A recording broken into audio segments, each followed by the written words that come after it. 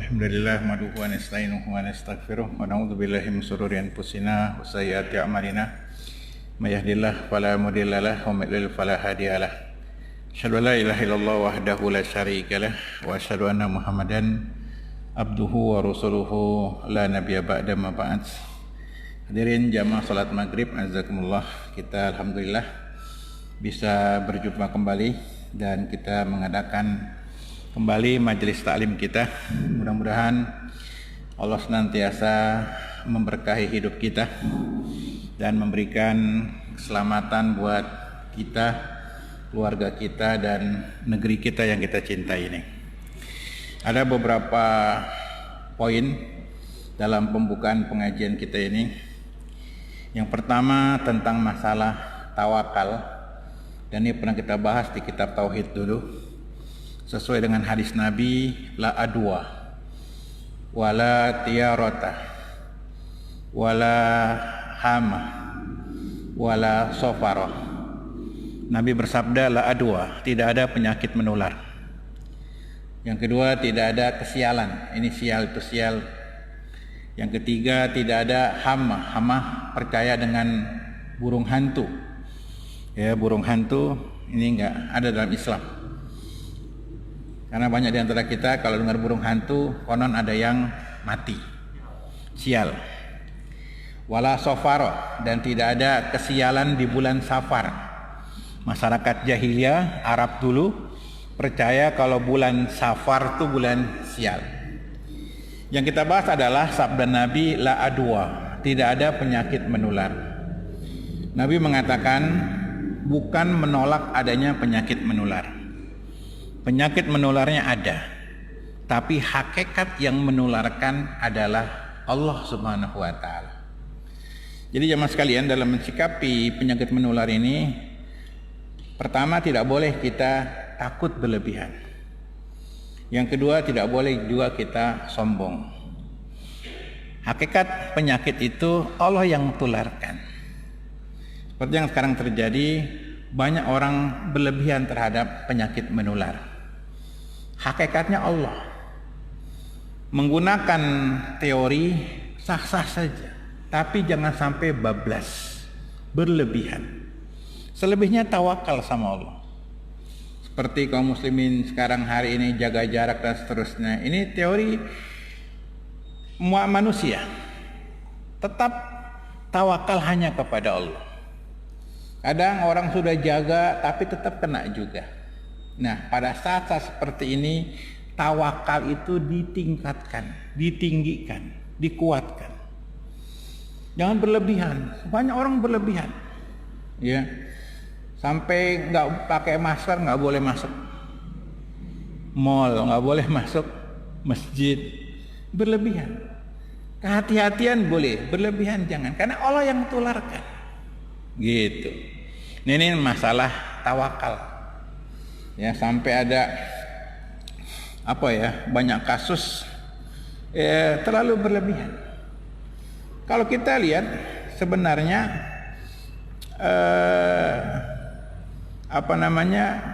gangguannya ini nggak seberapa, gitu. Tidak seperti di hadis penyakit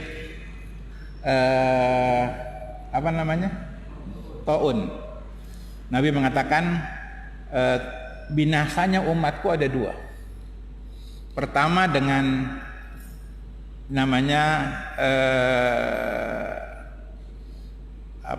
taun. Yang kedua dengan ta'an, gitu. Taun adalah bagian daripada pukulan syaitan. Ini hadis riwayat Imam Ahmad, hadisnya hasan. Gitu. Taun maaf. Kalau taun itu tikaman. Binasanya umatku kata Nabi ada dua. Pertama dengan taun, wabah yang mematikan, dan ini merupakan tipuan syaitan, fitnah syaitan. Syaitan bermain dalam menyebarkan penyakit taun. Sabda Nabi. Makanya kemarin ada orang kena penyakit COVID, di rumah sakit Medistra itu, Gatot Subroto. Saya ditelepon, bisa diruqyah gak? Bisa Ustadz? Bisa. Karena dalam hadis penyakit taun, wabah yang mematikan di masa Nabi. Jadi wabah taun itu orang langsung merah, muntah darah, mati. Hari itu juga. Itu penyakit. Memang suatu wabah, tapi memang syaitan berperan di situ. Nanti kalau ada bab sihir saya jelaskan lagi. Taun. Ini umatnya binasa karena taun. Di masa Nabi sahabat banyak yang mati. Yang kedua, binasanya umatku karena taun. Ya, taun dan taun. Taun itu tikaman. Seperti sekarang ini banyak pembunuhan gitu. Akhir zaman itu manusia nggak dihargai lagi. Dibunuh. Masalah sedikit bunuh. Ini hadis hasan dan saya sebarkan hadis ini. Nah, jemaah sekalian, dalam menghadapi wabah, tawakal sama kayak kita mencari nafkah. Sama dalam kita berobat, butuh ketawakalan. Gitu. Sehingga tidak perlu berlebihan. Allah yang tularkan. Dan kalau seandainya seorang mukmin kena juga, ajrun syahid, ganjarannya syahid. Selesai. Gitu. Jadi waspada iya, takutan tidak. Saya baru di Kemayoran, biasa saya tiap hari Kemayoran. Saya tanya sama petugas-petugasnya, mulai sepi Ustadz, Wisma Atlet itu sepi, Wisma Atlet sepi, gitu. Udah nggak ada pasiennya lagi, maka yang dirazia pasar, nyari mangsanya di pasar, gitu. Karena job udah kosong, gitu. Sedangkan target taun itu, target virus itu harus 10 juta yang mati. Gitu. Nah, ini masalah tawakal wabah. Ya, tawakal sama Allah. Jangan terlalu rasio berlebihan. Gitu. Peraturan tetap diikuti. Mau ditembak kek, cuci tangan kek, pakai masker kek, jaga jarak, sah-sah saja diikuti. Dan fatwa ulama juga demikian. Silakan saja, tapi tetap tawakal hanya kepada Allah. Jangan takut berlebihan. Gitu. Yang kedua, yang perlu dinasihatkan juga bagi kaum muslimin, bahwa dalam kehidupan ini senantiasa ada yang namanya peperangan. Perang yang aksas, perang ideologi. Walan tardo an kal yahudu walan nasara hatta tattabi'a millatahum. Tidak akan ridho Yahudi Nasrani sampai kita ngikuti milah mereka. Perang ideologi. Ini perang dari awal sampai akhir, yaumul qiyamah. Kemudian lagi ada yang namanya perang militer yang sering terjadi, perang dunia pertama, perang dunia kedua, perang militer. Ketiga ada perang nuklir. Konon nanti di akhir zaman. Sehingga hancur semua persenjataan, orang mulai perang pakai pedang lagi. Kemudian lagi ada perang cyber, perang dunia cyber, teknologi, ngacak-ngacak itu, sistem kehidupan. Kemudian lagi ada perang ekonomi, perang dagang, perang bisnis, ini sedang terjadi. Dan Cina sedang perang Jepang dan negara-negara maju, perang ekonomi.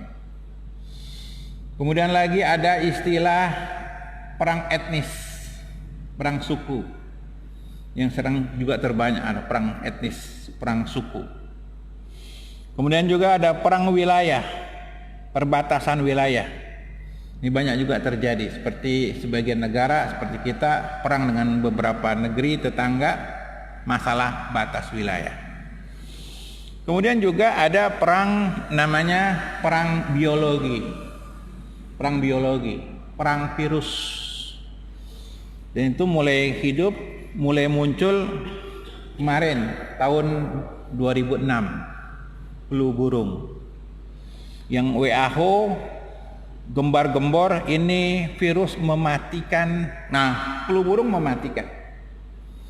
Dan ini menyebar. Ternyata flu burung tidak menular. Gitu. Kalau tidak sengaja ditularkan. dibongkar habis oleh Menteri Kesehatan kita, Siti Supari Fadila. Siti Fadila Supari bongkar. Ternyata ininya labnya itu di Percetakan Negara Namru 2. Dan kemarin saya habis ngecek sana. Bukunya sudah lama terbit. Beli biar tahu. Ya, lantaran Siti Fadila itu bongkar, dia dikriminalkan, penjara sampai hari ini. Baru Oktober nanti besok.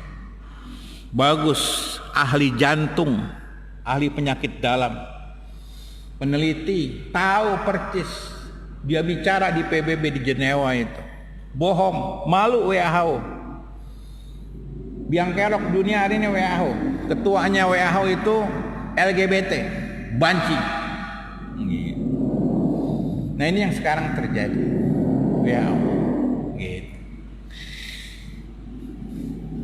Jadi kita jangan sampai terjebak dengan beberapa peperangan seperti kasus kemarin terorisme. Itu perang opini, perang media. Nah, ini lupa saya sebut, ada perang media, perang opini. Saya tanya, kalau kalimat terorisme itu identik dengan agama apa? Islam. Disetting kuat itu. Dan kita nggak bisa menolak. Itu namanya perang opini, dibikin opini. Teroris itu jenggotan, teroris itu cingkrang, teroris pakai jubah. Sampai ada film lucu-lucuan tuh, orang pakai jubah ngelemparin tas, orang pada lari. Pernah lihat gak Pak? Film bohong-bohongan, orang pakai jubah nih, pakai sorban, bawa tas, lemparin ke orang, orang lari kan? Seolah-olah yang pakai jubah tuh teroris.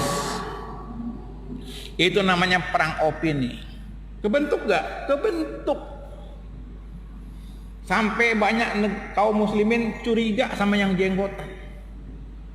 Begitu anak kejenggotan, wih, ngaji di mana nih? Radikal nih. Dan sampai terakhir kemarin, beberapa instansi resmi BUMN, departemen tidak terima mubalik buat ceramah Jumat dan mengajar kecuali 2 instansi, MUI dan NU, Nahdlatul Ulama. Selain 2 organisasi ini nggak boleh ceramah di masjid-masjid tertentu. Kenapa? Kasus adanya beberapa orang yang terindikasi radikalisme. Masih percaya. Termasuk Menteri Agama. Ketika awal-awal menjabat, mau narasinya tentang terorisme. Padahal Amerika sendiri sudah menghilangkan konsep terorisme. Dan perang hari ini perang virus. Ya, karena opini udah kebentuk dan sudah dipatahkan oleh kaum muslimin. Bohong. Jadi opini ini susah ngelawan ini Pak. Dibentuk opini. Makanya kita melawan terorisme nggak bisa. Nggak bisa mengatakan Islam tidak terorisme. Udah kebentuk, orang udah takut. Gitu. Ya, kalau umat Islam tuh dicurigai, beda dengan gereja. Bebas, kuil, pura, bebas. Di masjid, pesantren itu ada bisa dicurigai mengajarkan benih-benih kekerasan radikal. Oh, kebentuk itu. Opininya kebentuk. Padahal perang dunia pertama, perang dunia kedua orang kafir yang bermain. Gitu. Nah, sekarang kasus flu lagi, COVID itu pun terbentuk tuh. Seolah-olah kalau COVID pasti mati. Ternyata tidak. Gitu. Yang sakit kasih vitamin C, istirahat yang cukup, nggak pakai bedah-bedahan, baik. Karena ditutup informasinya. Kasih lihat dong yang sakit, gitu. Kan nggak pernah dikasih lihat yang sakit kayak apa pengobatannya. Baik. Nggak ada bedah-bedahan, ya Pak Dokter ya. Cuma dikasih vitamin. Setiap penyakit yang sembuh dengan minum vitamin, penyakit berat atau penyakit ringan Pak. Ringan. Kenapa jadi serem? Media bikin opini. Gitu. Data terakhir yang mati COVID itu 2000. Dari awal Maret sampai sekarang 4 bulan 2000 bagi 4 500, sebulan 500, berarti sehari itu sekitar 17 orang. Se-Indonesia 17 orang mati. TBC 300 sehari di Indonesia. Rokok, mati gara-gara rokok 500. COVID cuma 17. Tapi kenapa booming? Dunia setting itu. Panikan yang luar biasa. Memang ditargetkan 10 juta harus mati. Gitu. Luar biasa. Nah, kenapa nggak ada yang bicara ini? Ada apa? Saya udah lapor sama stafnya Anies. Bongkar dong itu.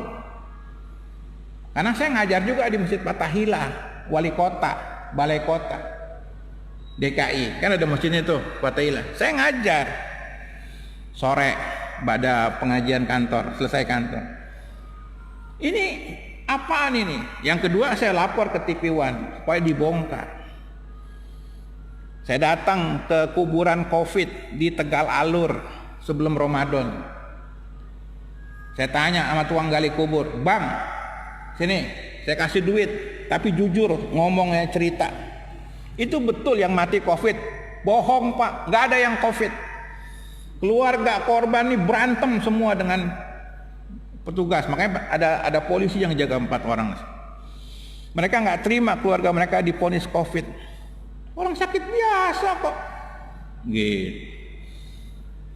Tanya lagi berapa orang, rekamannya ada sama saya. Gitu.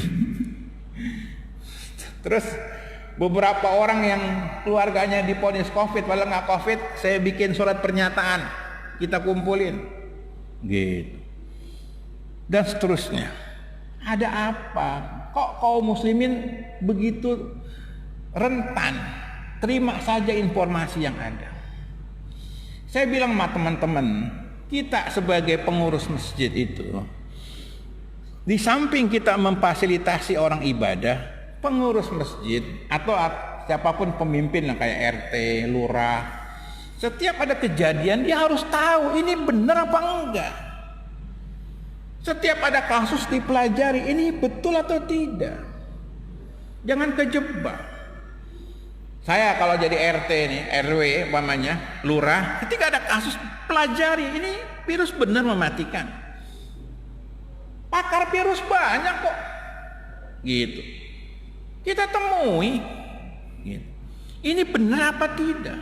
Ini sebuah fakta atau isu? Gitu. Siapa yang main di sini? Gitu. Ini kan semua pasrah. Masjid sebagai wadah umat bertanya, nggak ngerti apa-apa. Saya sebagai dai punya kewajiban. Kasus 65 PKI, saya baca semua buku-buku semua tentang peristiwa PKI. Kenapa kok PKI bisa berontak? Ada apa? Gitu. Siapa yang bermain di situ? Tahu saya. Gitu. Beli semua. Peristiwa Malari, ada apa? Buku-bukunya masih ada. Yang dulu dilarang sekarang bebas. Peristiwa 98, siapa yang buku-bukunya ditulis banyak. Nah, kasus-kasus yang menyangkut umat ini paling tidak dai tahu. Masjid tahu. Masjid itu sebagai apa ya? Sama kayak MUI, sebagai tempat umat bertanya. Seperti kasus tahun 2002, bom Bali, Joger, meledak, korban 200 lebih, umumnya orang Australia, ya kan? Pemerintah membuat tim pencari fakta. MUI bikin juga tim pencari fakta versi MUI. Bener gak pelakunya itu umat Islam? Dipanggil ahli nuklir, ahli bom dari Inggris oleh MUI. Sehingga MUI punya apa namanya, catatan tersendiri yang beda dengan punya pemerintah. Begitu maksud saya. Artinya masjid itu punya apa ya? Punya tim. Benar nggak ini? Sehingga umat bertanya dia bisa jawab. Coba lihat fakta hari ini, cuma 2.000 yang mati. Gitu. Kalau ODP, PDP bisa dibikin lah. Kayak kasus pemilu kan bisa dibikin angka-angka itu. Tapi kematian tercatat, di RT tercatat, di RW tercatat, di rumah sakit tercatat, di TPU tercatat. Kematian nggak bisa dibohong. 2.000 bagi 4 bulan, sebulan 500 per hari, 17 orang. 17 orang. Itu pun kalau betul mati karena COVID. Selebihnya kalau fair, kalau saya tidak khawatir menyesatkan, saya buka terang-terangan. Gitu. Saya udah niat, pokoknya pengajian dibuka, saya bicara. Plus Jumatan kayak dan seterusnya. Umat dibikin takut. Luar biasa. Habis. Gitu. Padahal rokok lebih berbahaya. 500 per hari. Orang mati di Indonesia 500 gara-gara rokok. Giliran rokok nggak pakai gugus-gugusan. Gitu. TBC nggak pakai gugus-gugusan, tapi COVID pakai gugus-gugusan. Ada apa? Gitu. Luar biasa. Orang kemakan dengan media itu. Ya, dan akhirnya tempat ibadah pun dicurigai. Takutan luar biasa. Orang mau ibadah ketakutan luar biasa. Tapi ya, maaf ya, tetap ikuti anjuran dari pemerintah. Tapi intinya orang ketakutan. Ke mall nggak takut, gitu. Terakhir saya satu rombongan habis lamaran di daerah Cikarang, satu mobil, ya 6 orang. Sholat mampir satu masjid maghrib. Ya, saya jadi imam, makmumnya jaga jarak. Saya bilang tadi di mobil kita dempet-dempetan, kira sholat jaga jarak. Aduh, gitu. Jadi kita sudah kebentuk sama kayak teroris, udah kebentuk ketakutan yang luar biasa, kecurigaan terhadap Islam. Itu namanya opini, membangun sebuah opini. Gitu. Maka kemarin begitu saya dapat jadwal pertama kali ceramah, judulnya ada apa? Perang opini. Jadi mindset cara berpikir kita ini. Ya, setiap informasi itu dicerna, setiap kejadian itu diteliti. Ini siapa yang bermain? Ini benar atau tidak? Kita udah terjebak. Saya nih seperti ini, mungkin juga ada yang saya bisanya ustadz aja tuh. Fakta. Coba lihat Pak, 2.000 yang mati. Jangan lihat ODP, PDP. Tetangga saya ini orang Kemayoran. Wisma Atlet tuh di Kemayoran. Informasi kita dengan masjid itu dekat. Tahu percis saya orang Kemayoran. Wisma Atlet itu sekelilingnya itu banyak masjid. Nggak ada yang tutup. Ketika orang lockdown, Bekasi lockdown, Kemayoran buka. Yang dekat dengan sumber virus buka. Gitu. Dan warga sekitar Wisma Atlet tidak ada yang terkena virus. Kenapa? Kalau di situ banyak virus, diusir Wisma Atlet itu. Dikondisikan aman. Yang dibikin zona merah, Bekasi. Mana yang jauh-jauh? Zona aman. Coba di sana dibikin terpapar corona, diusir. Ini gara-gara Wisma Atlet. Makanya dibikin nyaman di sana. Gitu. Nah, jadi jemaah sekalian, ya, kita bolak-balik ke sana. Waktu awal-awal corona, kita kasih kurma 1 ton. 1 ton kurma gratis buat Wisma Atlet. Kenapa? Dalam konsep syar'i, tibun nabawi, melawan virus dalam tubuh kita itu, yang paling bagus adalah kurma ajwa. Karena hadis Nabi mengatakan bahwa kurma ajwa adalah menolak racun. Secara umum semua kurma. Gitu, semua kurma. Makanya bayi yang lahir itu sunnahnya dikasih kurma, diisapkan kurma. nutrisi kurma itu tinggi. Sayangnya dunia pengobatan modern tidak mengadopsi sunnah Nabi pakai kurma. Gitu. Nah, ketika ada yang COVID dan kita ruqyah, kita bawa kurma ajwa, makan kurma ajwa, sembuh. Kalau konsep pengobatan COVID versi yang medis sekarang ini 14 hari. Ya, berapa tokoh kena kayak Bogor apa namanya? Arya Bima, ya kan? Baik, cuma lemas kayak orang flu, lemes.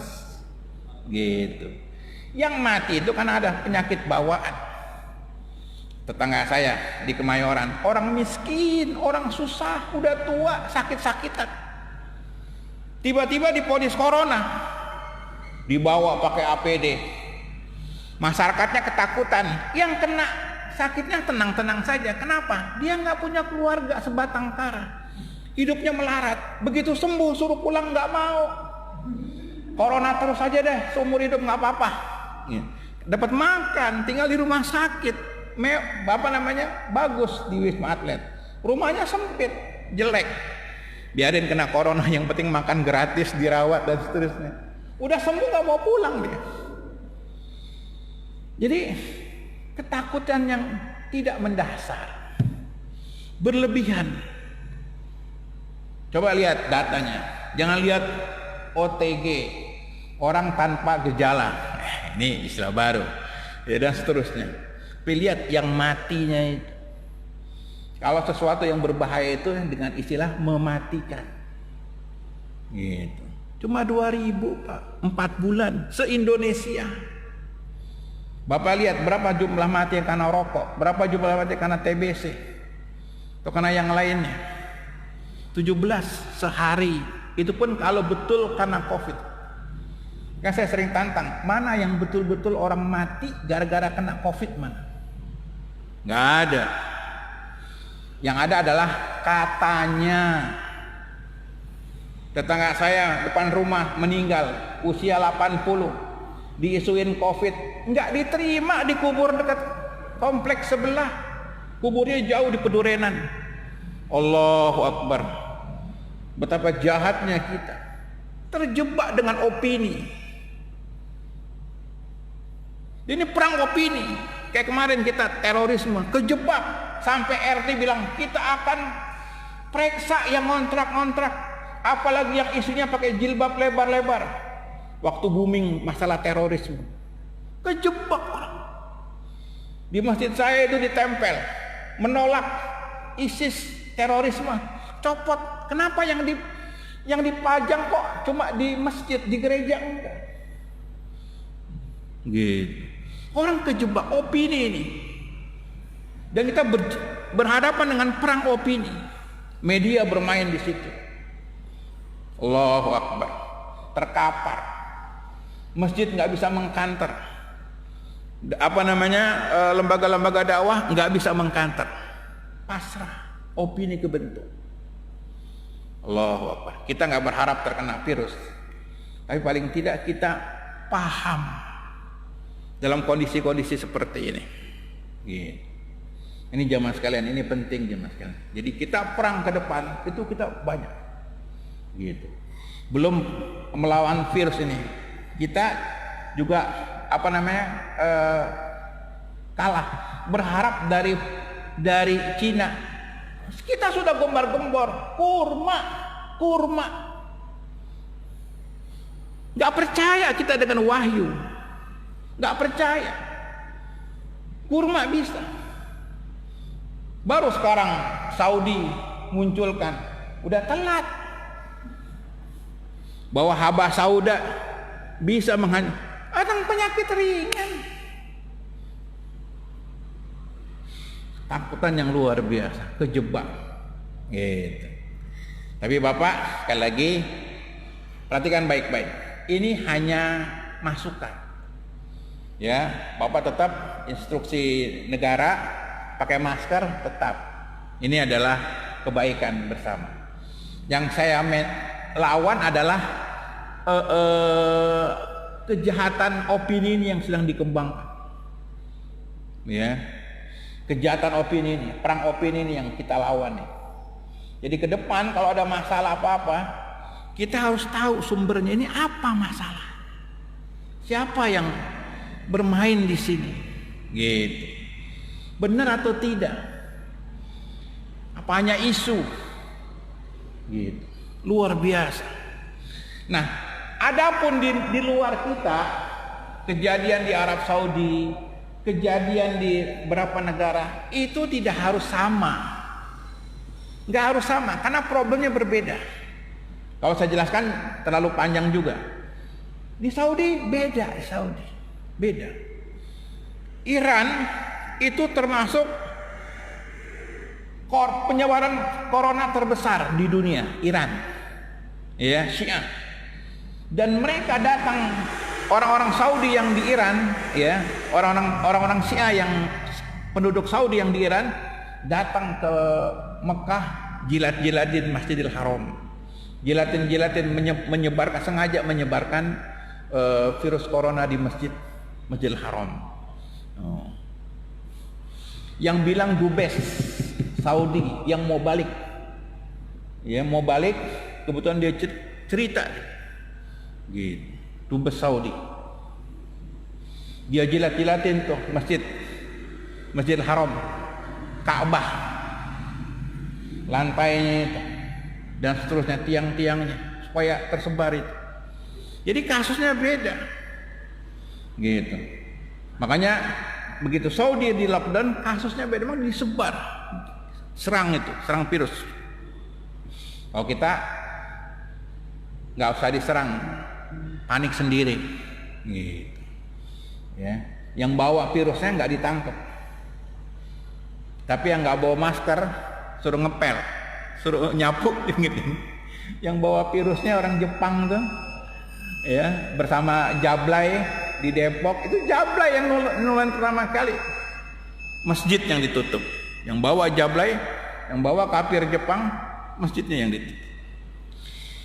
Ya, ini masukan saja, ya, supaya kita dapat informasi yang berimbang tentang virus, supaya nggak salah paham. Bagi bapak-bapak yang mau bukti-bukti, siap saya kasih data-data, gitu. Dan saya sarankan supaya baca buku karya Siti Supari Fadilah, bekas Menteri Kesehatan kita, dengan judul Saatnya Dunia Berubah, gitu.